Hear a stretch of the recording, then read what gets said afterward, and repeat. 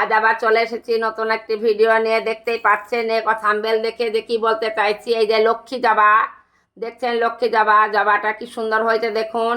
শুধুমাত্র একটা ডাল মাটিতে বসিয়ে দিয়েছিলাম এবং তার দুটো ডাল বেরিয়েছে দেখুন। এই ডালে সামান্য পরিচর্যা, শুধুমাত্র ডিএপি, পটাশ আর কলার খোসা ভিজানো জল দিয়েছিলাম। আর 7 দিন পর পর সরিষার খোল ভিজানো জল দেওয়ার পরেই কেবল এই দুটো ডাল হয়েছে। এই দুটো ডালে দেখুন কি সুন্দর ফুলটা হয়েছে। তাই আপনারাও চাইলে বাড়িতে এইরকম জবা ডাল দিয়ে চারা তৈরি করতে পারেন। জাস্ট বালি মাটি মিশিয়ে তার মধ্যে ডালটি যদি বসিয়ে দেন, দেখবেন কি সুন্দর একটি পাতা বেরিয়ে চারা হয়েছে এবং সেই চারা থেকে ফুল। এই রকম ফুল পেতে সামান্য পরিচর্যায় আপনারাও বাড়িতে করতে পারেন জবা ফুল, এবং তার জন্য কত পুজোর ফুল, কত সুন্দর লাগবে দেখবেন। এবং বাড়িতে তৈরি করুন এরকম জবা। আমার ভিডিওটি যদি আপনাদের ভালো লাগে অবশ্যই লাইক, কমেন্ট ও সাবস্ক্রাইব করতে ভুলবেন না।